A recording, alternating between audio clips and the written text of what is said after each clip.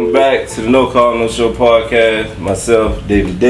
Big Nova, Casanova, Chris, what's up? Alright, we got the GOAT in the building. Special guest, legendary. Let him introduce himself. Go ahead. What's going on, everybody? My name is Sean. Everybody calls me Slim. Oh yeah. I don't even know what to say about myself, man. I'm an entrepreneur, photographer, they know who he is. Artist, all of that. I'm just a regular guy from Orangeburg, man. Y'all know who he is, man. Anybody got BURG t-shirts, you know. But let's jump right into it. So you work at Best Buy, right? Yeah. Okay. How that been for you? How that been treating you? Man, it's been pretty good. Like, I started there about 5 years ago. As crazy as I was almost like down the street from here, hanging out with one of my big homies, and he was like, you know, you should just apply for Best Buy. It was like right after I was working at Amazon. I had tore my hamstring, and I was down I did physical therapy for like 3 months. So I was just sitting around with them hanging out, and he was like, you should just apply for Best Buy, man. I applied, and they called me back, and I've been over there ever since. Did they throw you out there? They kind of trained you on? They definitely threw me out there. I work inventory, so I'm not. I done did a lot of like kind of smaller roles in the store, like asset protection and stuff like that. Yeah. But I work inventory, so I'm in the warehouse, and they just, at first they kind of threw me in there, but I learned it quick. Okay. Yeah. Just talk to the audience for a little bit. Like, what's some of the knowledge that you got from being there, your expertise? Like, what they? Because I know a lot of people want to start getting into film. Like, what's some of the cameras and stuff they might need to? Oh man. Like a start off, because I know Nova Film, they already know about him. They don't know your situation. I mean, starting off, like I started. Like our senior year, probably, I bought my first camera. It's a little Nikon Coolpix camera. I mean, just and you can start off with your cell phone. Now that they got these, they got them so strong. Like a lot of these cameras on these phones is just as strong as some entry level cameras. But if you're trying to get into serious photography, you want to go for like a DSLR or something like that, an entry level one. Nikon, Canon, Sony. It's all about your preference. Some people have there are different sensors in the camera, so the image quality might look different. The video quality might look different. Like they say, Nikon's got the sharpest pictures. Canon's got not Sony. So there's people debate, baby. People debate. It's preference. That's really all it comes down to, and the power of your camera. But they say Canon cameras are good for like film, because a lot of people started shooting movies and stuff on like those Canon cameras. So it depends. But other than that, like all the other questions I got about it, like when you first get into like knowing cameras and all that good stuff, I know you get a lot of people coming there and ask you, can you get them the hookable cameras and all that. Like, what's the budget you gotta have to come in and get a camera? Because a lot of people think they can have $50 and go get a damn $2,000 camera. So I mean, it just depends. If you get an entry level camera, like when I bought mine, you can get these kit cameras. So like Canon and Nikon got kits, and Sony started. They got kits too. So it comes with like the camera body and a lens. Like my first one, oh man, I had a Nikon D3300. I bought it in 2016. It was for everything. I got like a tripod and all type of other stuff with it. So I mean, starting off, I want to say it was around like $500, something like that. So you want to have anywhere from $300 to $600 in that range, like starting off. And I mean, if you get like a Nikon Coolpix, which is just a digital camera, it's not like it doesn't come with the lenses and stuff.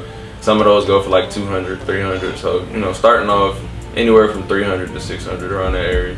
I ask that because a lot of people, man, they think they can jump into that shit for $50, man. You gotta invest in yourself, you gotta invest, man. It's definitely an investment, bro. A lot of people, I know like, and man, like, just to kind of go off topic a little bit, but like I spent probably about $3,000 in camera equipment over like it accumulated over the years that I had started in like 2018. Somebody broke into my car and stole my bag with my camera. In Columbia when I was at work, which is crazy. Long story about that, but yeah, they stole my bag and they had all of my like camera equipment in there, bro. And like that was about $2,000, $3,000 worth of stuff. So I had to start over from scratch and like this. That shit I hate, man. Hate on come up. Trying to tell you, that's why you gotta keep that thing going. You shooting. But you ain't know though. You was at work, right? Yeah. Long story. I don't want to. Oh yeah, you good. Long story. But yeah, they got into my car. What's crazy is they left the laptop behind, but I had my laptop in there because I was doing overnights at the job, so I'm in there at the warehouse. I don't know what's going on. Yeah. Cameras wasn't turned toward, long story. But I got you. I got you. Yeah, man, it's an investment. So you're gonna spend a lot of money over the course, but you have these things, and like once you buy it once, if you take good care of it, it's gonna last, and you don't gotta go back out. Right. So, and see that brings me to my question. Mm-hmm. As much as these big companies like that, invest in their stores or whatever, why they always got the trashes of camera? It surprises me, it's like crazy. Like, yo, my camera looks better than recording than what you have. Multi-million-dollar company, you know what I mean? Talking about the security camera? Yeah, like, bro, they never. Them shits be action. I ain't gonna lie. It was crazy. It's crazy. Like, we got a high tech system right after they broke into my stuff. It's like, now y'all want to upgrade. Now they got the upgrade and everything. We couldn't even figure out the face. Man, like, working at these big companies like that, you'll see, like, we had a technology store, but I ain't even gonna lie. Like, I'm sorry if any of my managers see it. Some of the stuff, the store don't be working. Like, you would think, because we a technology store, like, there would be. I feel you on that. We got the slowest computers. They be running like Windows XP still. Bro, like, in Best Buy? Yes. Damn. Bro, XP, I thought they stopped making that, bro. They be on Windows XP, Windows. Custom, like, what's wrong? We just early Windows Vista. Like, they probably updated all this stuff probably like last year, like right before COVID or like kind of after COVID. They started updating a lot of stuff. But like, bro, it was. So, just to play off Best Buy, like I know you see a lot of vloggers and stuff. So I mean, I don't know if you got experience in it, but just to find out, like, do you see people coming in there trying to start up, and then you see them progress? So some people. So that's one thing about working there. That's one of the main reasons. Like my big homie was just like, man, it's a lot of connections and like networking. You get a chance to network, and like me being a photographer, when I'm in there. And since I work in the warehouse, I'm not always on the floor. But like, if somebody comes in and the people on the floor, like the salespeople, they don't really know too much about cameras or something like that. They let me go and talk to the customer, so I get to network with a lot of people. And I done actually met some people in the store that like I know a lot of people, and like I know a lot of people in Columbia. So I meet people and they'll be like mutual friends with these people that I'm meeting in the store. And like I see people, come in, they buy whatever, and then they'll go off, and like you see them using it and.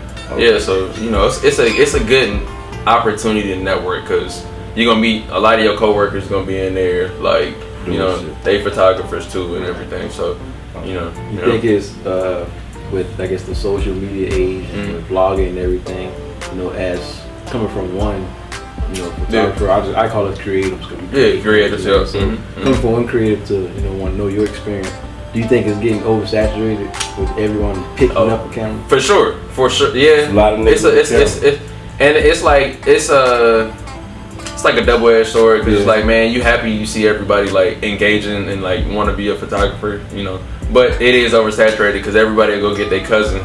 Yeah. You know what I'm saying? And my cousin, my cousin. Shit, so that's one thing, like, starting up my business and getting the LLC and doing it and everything like that, and actually doing the photography. I get a lot of inquiries, but when you tell people a price or something, they kind of like fall back from that. So they'll go get their cousin that don't know too much or as much as me, not to say I'm better than them or anything like that, about photography. Somebody that's just starting out and bought a $600, $700 camera or more and doesn't know how to use it, and they'll get them to do it instead of hiring somebody that's been got some experience. So I see that it is a little bit oversaturated, but I feel like people weed themselves out over time. Because when you get them pictures back, people can see the quality. Like they'll be like, oh nah, these ain't it. And I paid him $50. You know what I'm saying? Exactly. So people weed themselves out over time. I do feel like it's getting oversaturated, but I mean that's pretty much everything these days. We all hyper aware of everything and exposed to everything, so everybody is like that phone, man. That phone got everybody think they can do anything, man. And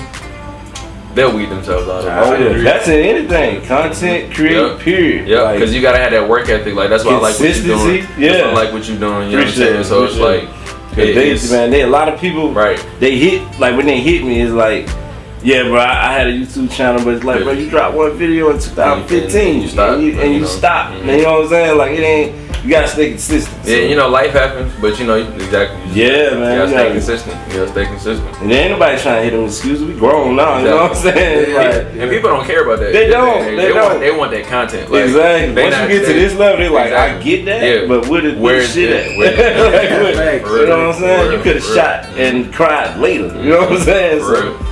You got any more questions about that? No, because I know that's your expertise. And just playing off what you said, weeding yourself out. I agree with everything you said, man. I think when they weed themselves out is when they see they'll buy the $700 camera, but they realize they have to buy the lenses. Yep. The lenses will set people apart. Y'all don't, bro. I just bought a lens for a wedding that I did back in July. The lens alone was $700. What I told you? I said it was one at Best Buy. I asked him. I said, $700. That dude. I think all the lenses that I got right now, all together, is probably about $2,000, $3,000 lenses. So it's just like that. It's man, you gotta be. You gotta be willing, man. That feeling, it's a man. Damn, when you drop that money on it, you like it hurt. That shit hurt. You feel it like damn. I think I lost weight. What the fuck? It hurt, but you know it's an investment. As with anything, you know. It's like Christmas when you pop the lens out, like you got the box though, but you put it on your camera, bro. See how wet that thing looks? Oh man. Yeah, I can understand that. I'm just transition real quick because I know you just spoke about your LLC, so you've been doing that before you was at Best Buy, though, right? Nah. So I've been doing. So the shirts I started off doing the shirts, and like that started 2013 when I was at Coastal in school. You went to Coastal? Mm-hmm. I thought you was at State. I did 2 years at Coastal. I did like a year basically at OC Tech before I went to school. Okay. And then I went to Coastal for 2 years, so I stayed until my sophomore year. But like just being in the dorms, I was missing home, and like I started doing this, and so I didn't actually file for my LLC until 2019. So I've only had the LLC since 2019, but I've been doing the shirts for almost about 9 years. So you know. As far as merchandise, because I know a lot of people out there, they love to ask questions about how you get into merchandise. Like when it was not your first date, but your first initial try at it, like what was some of the obstacles that you had to overcome? I mean, other than finance, because finance always there. Yeah. Really? Just reaching people, like getting people to like put it on. Yeah, buy your stuff. Like it's getting your friends to just even want to put it on. Like you know everything else, nigga, but the way we, because when we all went to Coastal, you know, from our class, it was like 26 that went to school. So at Coastal, so I already had a little group. I didn't really have to. You know, and I had the camera. I had bought my first camera when we was like 17. So right before we graduated, I bought my first real camera. And so I mean, like I already had the camera. I had, you know, just the hustle. I went online, found me a little print place online, and printed my first couple batch of shirts. Went out to the beach with one of the homies and had him take pictures of me on my camera. And so I didn't have to, you know, I just had that, you know, the wherewithal to do all of that. And my friends, they supported it, you know, at first, but you know, the biggest thing is like just getting out there, reaching people, and just you know, getting people interested in what you got, because you know, again, people don't care. They you know, you gotta provide them with something that they, you know. Then they like to hate in the beginning too. We think he ain't man. Oh man, I got a lot of that. It's like damn, the shirt is like, come on, bro. What's crazy? A lot of people say like, cause you know Orangeburg. I mean, a lot of people say it's a lot of people that hate on each other, but like man, like when I started doing the shirts, they've always, for the most part, just been received well. Like they was a hit. Like this shirt is the original, you know, the first colorway that I ever did. I was like, and I mean, like people ate it up, bro. Like, you know. Yeah. And then it was crazy. I'm playing what you just said with the show, man. Like I was just telling my girl last night. I was like, man, a lot of people in the city, man, they've been helping me out just by asking, opening your mouth, like, hey, bro, you do this, can you do this? And they put you on. So like, I ain't saying it's all 100% good, but like just talk to the artist for a little bit. Sometimes you just gotta open your mouth, man. Tell people what the fuck you got going on. Like you know, like he from Allendale, so it's small. Exactly. So like you get it. In these small towns, man, like you know, just we all grew up. We know all the same people. Like, real. Like, it's all a little circle. The first time I met you, we was probably in like 7th grade. Yeah, I was just telling you. So it's just like you was from Washington, and your name was Sean Taylor. I was like, bro, you like from the Reds? He's like, yeah, I'm from Washington, bro. I was like, bet. And so it's crazy. A lot of people like my story is I'm from St. Andrews, right, in Columbia. I moved to DC, but like the house that I ended up living in, my grandma's house, rest in peace. Like I grew up there. You know what I'm saying? I lost my first teeth here in Orangeburg. Like, you know, so it's deeper than, you know, being from somewhere else. Like for me, I'm from here. You know everybody, you gonna accept you. Where you go, man? Yeah, exactly. Like, you know, I don't claim anywhere else. I think like when I was younger. Like when I moved back to South Carolina, I was like, nah, I'm from DC type of thing. Oh yeah, like, it just you know.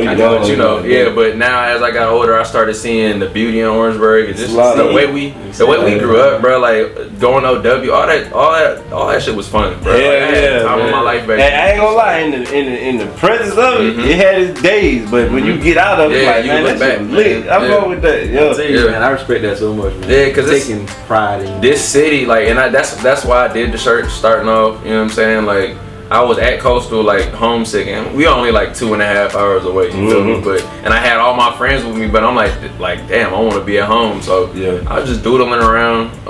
Then when you get by their hometown, like man, you don't know about BURG, do you? You know what I'm saying? Like, you know, and so we had everybody at Coastal, like Marcus and all the homies was wearing the shirts and everything, and so like. People was calling us, them boys from the BURG. Right? Yeah. You know? BURG boy. You know, I mean, I just wanted to give the city pride because I be feeling like people talk so much trash about Orangeburg, like they don't know nothing like about it. When you talk to the older people, man, like the alumni from State was real big. You know what I'm saying, man? They love it. They love it. To this day, I got an uncle, man. Then been plenty of places. All of his houses, South Carolina State. Everywhere you go, he talk about BURG. My mama went to State. My aunt went to State for like it's it's a family thing. Like then when you hear about it, it's like y'all was in they was in cahoots with each other. Because I started off at South Carolina State. Yeah, he did. I transferred. You know, I mean, bro, this city is a melting pot. My grandma went to State. She graduated when State was like State College. It wasn't State University. None of that. It was like way back. It had basically a different name. So like she graduated in like 1944 from State. So it's like we got her graduation picture, like her picture like when she was graduating. So it's like, you know, my granddaddy went to State. Like it's, you know, I was inspired by, you know, Pharrell a lot. I owe that man a lot of gratitude. Pick up a camera wise, I want to have that impact like Hype Williams, you know. Okay, So that's video dude. Yeah. Okay. I remember Hype Williams. Shot everybody video. That was so cool. You saw a video, it said Hype Williams. That's what I knew it was. In the middle, and then you had the 2 on screen on top. Okay. So what was your big inspiration? Man, if like you have one. a lot of people on a lot of things, honestly, bro. Pharrell was also actually one of my biggest inspirations because I mean, I was telling y'all off camera that I made beats and everything, and I started doing music probably like 8th grade, 9th grade, and that's who I wanted to be like. I wanted to be like Pharrell. Like I really wanted to be like that man, bro. Like, and so like just from everything that he did, from the fashion and all that type of stuff, the music, everything, that was my biggest inspiration at that time. And I mean, as I've gotten older, like people like Nipsey. That's all. That's my big. So this design, honestly, bro, was around that time that he had dropped Hustle in the House and all this type of stuff. It was like 2012, 2013. So that was right when he was like bubbling and he had the Crenshaw stuff going on. Like I literally got this idea from that. Like that came from that. Just being in my college dorm watching. Now I like it even more now, but you know. Yeah, man. Like that's I'm not gonna say that's my favorite artist or favorite rapper, but that's one of them. That's probably like who I get the most motivation and inspiration from. Like, you know, so I mean Pharrell, Nipsey, but if you know, photography wise, I mean people like Gordon Parks. He was like during civil rights. He was doing, he was doing a lot of photography. I mean even Cecil Williams from Orangeburg. No, I know about him. Yeah, my grandma always talk about him. Yeah, man, like that's my neighbor, which is crazy. So like that's my grandma. My grandma was tight with them, like growing up in Orangeburg and being in school and everything. Man, so that's the OG. Like my brother shadowed him. My brother did photography. You know what I'm saying? So my pops did photography. It's so down to my family. Like it's you know, I got singers in my family, all type of stuff. Man. So my dad did art, like I did. So you know, just I got a lot of sources of inspiration, and just being around the homies, man. Just being around Orangeburg and just it will inspire you to do something. Yeah, here, man. Inspire you. That's what. And once you realize the beauty, I think in Orangeburg, man, like once you get past because it's there. Once you get past the bullshit, it's a lot of beauty in it. Because this came from just not even saying I won't say the BURG. It came from just being around here and seeing how you can survive. And people do stuff without even having no money. Like I'll never forget. I met this dude. I'll never remember his name. I was in like 9th grade. He was going to state, and he was like, bro, I ain't going to school no more. I'm about to be a rapper. And I was like, you like everybody else. Then I heard his music, and the shit was good. And like, I don't know what he ever did with it, but that was just like, damn. But in his family, his family was on him, graduate. So when he did that, I was like, damn, you can just break the chains and just do that. But you see somebody really passionate about it, and now that I'm in that space, it's like, I see what he be, you know what I'm saying? It's like, I want to do something that people remember me. Right, man, and they will, man. I like what you're doing, man, for real. Yeah, man, I'm trying. I'm trying. And then the thing, man, about this here, man, is like, I be trying to tell everybody, bro, like, I'm doing this so everybody got a platform. Beat makers, Nova Film, entrepreneur, everybody come on here. So when we get to the top, it's like, bro, this is just a table everybody eat from. That's it. That's all I'm trying to do. Because, like, with the shirt, I mean, I was biased because I like the shirts like a motherfucker, but like with the shirts, man, I was just like, hell yeah, bro, like everybody can eat off each other, and like that's why when you said Nip, I was like, hell yeah, all money in, you know what I'm saying? Man, just watching him, man, just listen to his music. Yeah, man, it's like it was a blueprint. Where I used to just wake up and watch interviews of this man for like 2-3 hours Me straight. Me and him, and so like I would just sit and watch that stuff and absorb everything. Dom Kennedy, that's another one. And they was tight. So like just watching, I started listening to Dom when I was like 15, bro. Like so. See, I got him in college. Yeah, so I started listening to all those people like Nip and Dom and stuff when we was 15, 16. So it's just like I just BURG, it's hard to you know what I'm saying? Like, hey. Man, who? Man. We caught hell in high school. Yeah. Cause I don't know if you remember when we was in high school, I started wearing the skinny jeans and that type of stuff. The first one. And so, all that. Man, I had the colored skinny jeans. Doing all me and Jerome was doing all that stuff. I remember y'all boys put me on the whiz and they didn't even know it. Yeah. I was like, I was in a class. And they was like, man, I was smoking weed. So it was like, bet, man, this dude, all he talked about is weed. So I was like, bet. I started listening to it and 501s and all that. I was like, bet. Then everybody started listening. I was like, they was on it first, but and like, like you said, in Orangeburg, man, like it's a little tough. Like, hey, little tough, man. They gonna jive you. That's the word, jive. They gonna jive you, bro. Like, man, we don't listen to that shit. We ain't got no Gucci. Man. What buddy listening to? What buddy listening to? And he loud with it, man. That's just like white boys. All the girls too. What you wearing? Yeah, like that. Come on, man. It was hard adjusting to it, but I mean, it's always like that though. It's always like that when you're ahead of the curve though. Yeah, ahead of the curve. And a lot of them who was talking, man, I ain't calling y'all names. Y'all ain't doing shit. But you see a lot of people that was like, driving and hating or whatever. Like everybody adapted to like all the stuff that wasn't cool back then. It's in the face now. What is it? They hate and then they imitate. Yeah. But just want to conclude though. We got no questions. I just want to say thank you, man. I want to say thank y'all for having me, bro. Yeah, man. We waiting on this one. I was calling you the GOAT for a reason. I was like, man, we gotta have the GOAT over here. Yeah, man. It's it's good to see people in Orangeburg and like just people from the city like doing their thing, man, and just people from South Carolina. Like I just love. That's what we do. Carolina, man. They keep skipping over us, man. They keep skipping over us. We fighting for all the small towns, man. Like, that's it. Quick fact, Orangeburg County, second biggest county in the state. I know that. That's what I tell people all the time. It's about 9 counties. You feel me? So it's like you can get anywhere through this, bro. We connected. You know what I'm saying? We got out in Allendale. Like we so like connected to so many different places, and it's just like A lot of history. One day they'll understand. Yeah, I ain't gonna lie, man. One of the biggest reasons I did this too, man, with South Carolina is like, bro, I keep saying they skipping over, but everybody who try to become somebody, when they get there, they haul ass. And I'm in Atlanta with it, and it's like, damn, bro, you just gonna forget about where you was from. You was from down. Lugolf or something like that. So we got a champion where we from. Yeah, it's like you forget that. You know, even though it is hard, you gonna have a lot of people like, you know, hating or whatever, like not on it. Just keep going, bro, because the people from your city will see you first. Yeah. And once you got the respect and like the love from the people from your city, bro, you can do anything anywhere. And so, like we say, man, you can't go home, you can't go nowhere, man. That's a big thing for me, man, because like I know a lot of people from Orangeburg, and it's no hate, but like a lot of people move away and they don't never. But when it's convenient, you know, everybody down from Orangeburg, but like. When you talking about it day to day, I don't know. Exactly, man. You gotta like. I moved away from there. Exactly, man. Move away and forget. Like you know, it's cool to move. Like as you should. Like I've been blessed to live all these other different places and do all that stuff.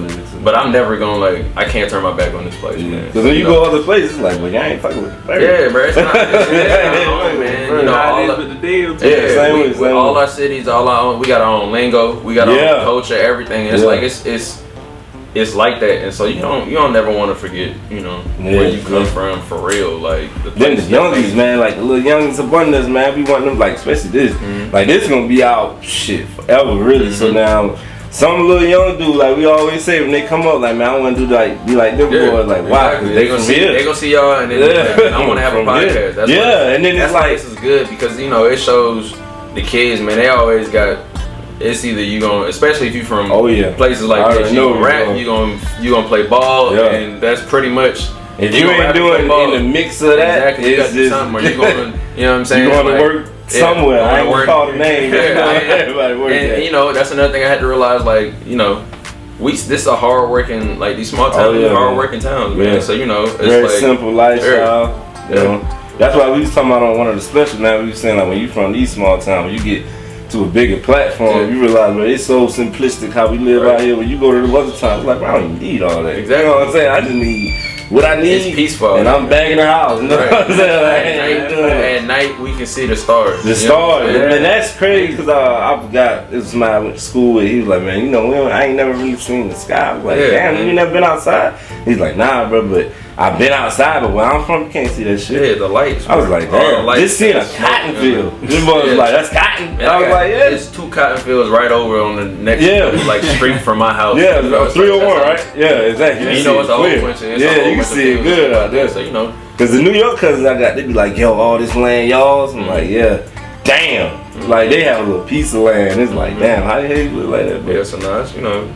We got to champion these small towns where we from. Yeah, because like, I mean, if you don't, it's just gonna keep repeating the cycle, man. People be not scared, but you so comfortable in living in Allendale, BURG. I'm from North, really. If you don't know that, I'm from North. Ain't shit in North. Yeah, like ain't nothing like that. But a bunch of small town, man. Not small-minded people, but people who just think simple. You know it's simple. Like just that's what they know. That's what they know, and then you tell them, man, I'm about to do this, man. Damn, like we can rattle off, you know, St. Matthews. Oh yeah, I was trying to keep them out. You know what I'm saying? All these little small Jameson Cross, Jameson Cross, Lone Star. Like it's the whole forgot about Lone Star. That's out there. But you know, one day people will get it. I think we got the potential. To be, you know, because we're putting it out there, man, and we get new people here because of the schools. Every South Carolina seasons, South Carolina is growing. And we you know. Because everybody all eyes are on us, man. They got North Carolina got Charlotte, a couple other places, but everybody knows Charlotte. But like when we come here in South Carolina, everybody like, oh, it's country, it's this and that. North Carolina was just like that. Yeah, it's pretty much it's the same. If they take away North and South, it's just Carolina. It's Carolina. Yeah, man. Think about it, man. We got beautiful places in Carolina too, man. I tell anybody, you know, like the nature pretty, man. That nature pretty as hell. I done been to bro. It's crazy. Man, so for the brand Sable Palm, like one of my mottos is actually like a state thing. It's from the mountains to the sea. Okay. And that's really like from the mountains to the sea. I done seen every corner of South Carolina, man. It's so beautiful here. We got Charleston, you got the sea, and you got the upstate, people travel the world to come to Charleston. Yeah, man. Like crazy. this is a beautiful state, and a lot of people just don't know that. Like then they be like, oh, it's racist, man. Your city got racist shit. Yeah, don't do that, bro. Don't do that everywhere. You know what I'm saying? And what's crazy is we gotta teach the people in South Carolina that our state is beautiful. Cause you know, we all be like, man, South Carolina, man. Ain't you know shit, what I'm saying? yeah, Ain't shit in South Carolina, but like it starts with teaching everybody around us. Like, nah, this place is beautiful. Start looking at the shit instead of looking past. Like, look at that tree. That shit is pretty, right? Everything, like the beaches, man, everything, bro. We have a lot. I go to Charleston all the time. I'm always in Charleston. Like It's I spend more, bro, on the beach. I be waking up 6 o'clock in the morning just to go sit on the beach. Man. Night. I like the beach at night. Man, beach at night. On a full moon, that's where you gotta go, man. You go to the. You feel like, boy, I'm a part of nature. Yeah, man. For real, man. Water moving, you like, okay. That little shit I was stressing about ain't shit. For real. Yeah, man. It's facts, bro. Yeah. I'm gonna go ahead and conclude, man. Like I said, we got the GOAT in the building, man. I ain't mean to keep y'all. We just kept chopping it up. Appreciate y'all for having me, man. No, we want to end it how you end, the philosopher. Man, hey, thank y'all, man. Hey, remember to comment, like, and subscribe. Remember hit that bell notification so you be notified when a new episode drops, man. Boom, Shout out that to the is. legend right there, man. Appreciate y'all for having me, man. BURG, the real bird. The real bird. The real one.